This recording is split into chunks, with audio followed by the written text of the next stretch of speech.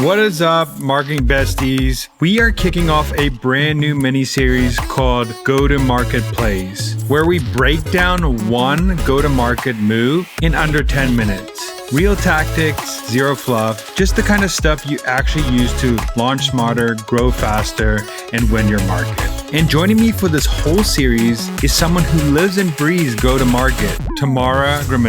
She's an award-winning product marketer, former VP of product marketing at Kajabi, and one of the sharpest minds in the game. Let's get into it.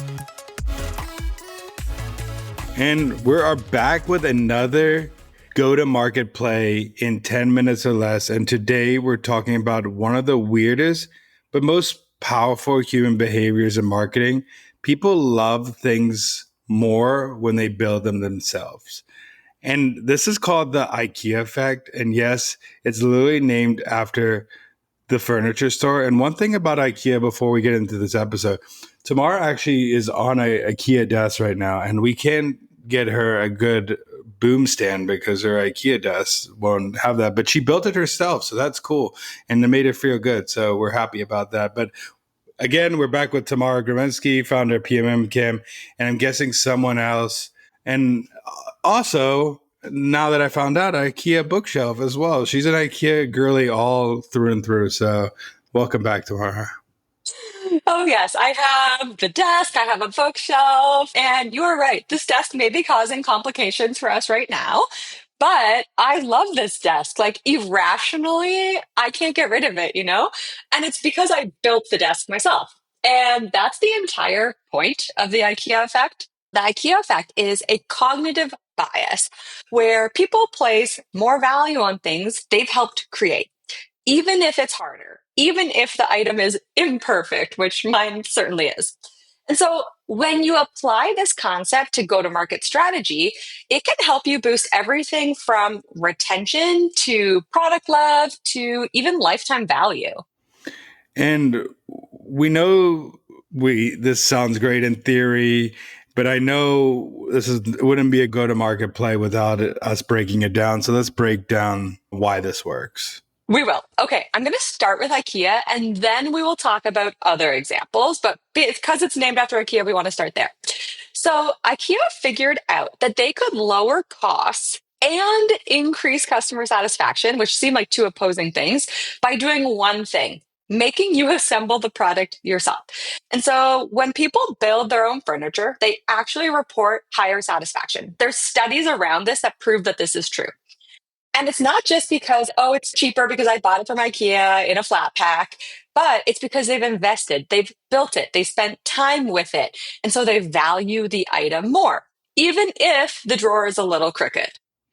And I also think for someone who's not good at building furniture, you have this sense of pride showing people, hey, I built this bookshelf, hey, I built this desk, rather than you just bought that desk from a random brand. So that's also something that is mentally in that psychology of it. But why does this make us love furniture more? It's exactly what you said, which is really that labor leads to the love. And so furniture is an easy kind of way to understand. And now I think people might be saying, okay, but how does this possibly relate to software, for example? I'm not building the software. So I have some examples. First, let's start with a B2B example. I want to use Notion. Everyone knows I love Notion, but I like to turn to them time and time again. When you sign up for Notion, it really gives you a blank canvas and it says, build whatever you want your way, right? If you want a task tracker, you can build it. If you want a content calendar, you can build it. If you want a second brain, you can build that too. But even though they have templates, the templates aren't perfect. They're starting points. You actually need to take that template and make it your own. And so that act of building creates ownership over your Notion space. And so it's not just Notion, it's your Notion. Like I know, Daniel, you and I both use Notion. And if I looked into your account or you looked into mine, they would feel like completely different products. And so this IKEA style build it yourself model is a really big reason why Notion users are so loyal. It's not just a functional piece of software, it's their software, their workspace.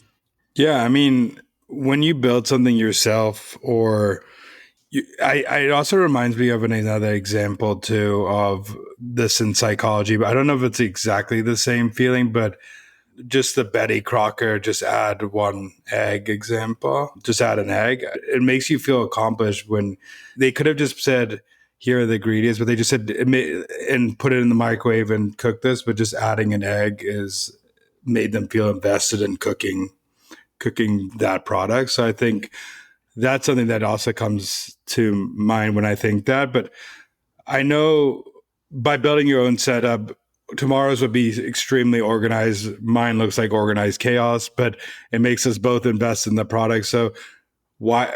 So users feel more invested when they do this. Am I correct? That's exactly it. So it's whether you're actually adding that extra egg to the cake mix or you're tweaking what your notion looks like. Because you're co-creating, you do feel more invested in the end, which means that, customers will often report higher commitment to the product and higher satisfaction. So I brought another example as well. And this time I want to talk about Spotify Wrapped. This might feel sneaky, and you're probably thinking, how is Spotify Wrapped co-creation? Because technically you're not building anything. You're just listening to music on Spotify. But if you think about it, over time, you're actually curating your own story. And so when Wrapped drops in December and it shows you your top artist, your most listened to song, your music personality, it feels like you made this because you kind of did by listening to every song that you listen to throughout the year. And because of that, people feel so proud of it. They screenshot it, they share it on social. And I don't know about you, but every time my Spotify rap comes out, like I feel pride. I feel like I'm more connected to Spotify. And so Spotify has turned this like strange passive listening activity into this active identity building experience. And I think that's actually the IKEA effect at work. One thing that I hate to admit is sometimes I'm listening to music during the year and I think about my Spotify rap. This might be a top song, even though I shouldn't be gaming the system. I should just be listening to the music. But for example, I watched the Bob Dylan movie and I'm like, I love Bob Dylan. I want Bob Dylan to be in the top five. So I'll listen to Bob Dylan just so I can get Bob Dylan in the top five. But if someone wants to use the IKEA effect today, what should they do? Love that question. So there's a few ways that you can incorporate it into your go-to-market strategy. And really the heart of all of them is we want to make your users feel like co-creators, not just consumers. So the first one is let them build something and get to it fast. So even if you don't control the product, which I know a lot of marketers don't, you can still create marketing experiences that feel personal and hands-on. So for example, you can let users choose their own onboarding path. We've all seen that screen where it's like, what do you want to accomplish today, right? You can share templates like Notion does that they can tweak, or you would even kind of do some gamification, like little quizzes or tools at the very beginning that then generate custom results. The moment someone customizes something, even just a little bit, research shows that they start to feel ownership, and that's where connection really begins. The second thing you can do is you can add customization options wherever you can. And so if you do have some say in the product experience or you're working with the product team, push for simple ways that users can make it their own. This could be as simple as letting them adjust the layout, the theme, maybe which features appear on their homepage. It could be something like building in like save your favorites or something even as simple as updating your logo so that it feels like your space when you come in. These little touches really help it make it feel like your product belongs to the customer, not to you, the company.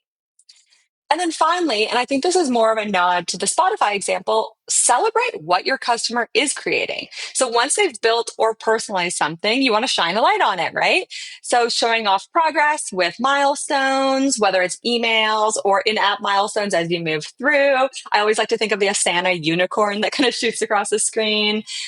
You can use data, kind of like Spotify does, to recap their activity or achievements and really just turn it into something that's shareable. Maybe they're not sharing it on social media, but maybe they're going to share it with a coworker or just something that they can be proud of themselves. Because we know at the end of the day with the IKEA effect, the more that someone's proud of what they've built, the longer they will stick around. and the higher chance they will actually tell their friends and colleagues about it too.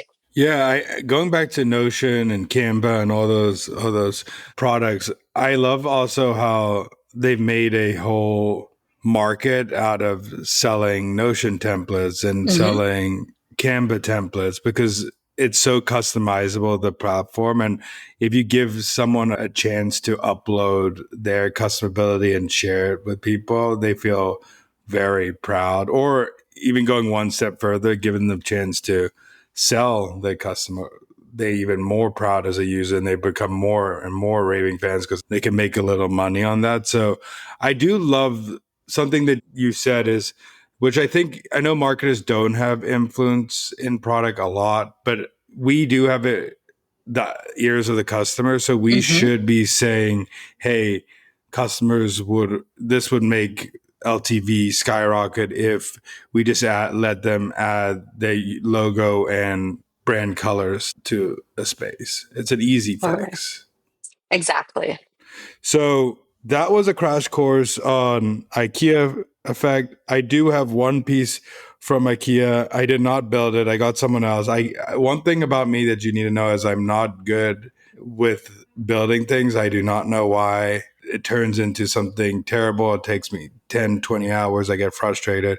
But Tamara is really great at it. So you could see how different brains at work right now. But bottom line of all this is if your customer or your user can build it, they'll feel more value in your product or your service. So the more you can have your users feel like creators, the longer they will stick around based on this IKEA effect. So thank you again for joining in, and until next week.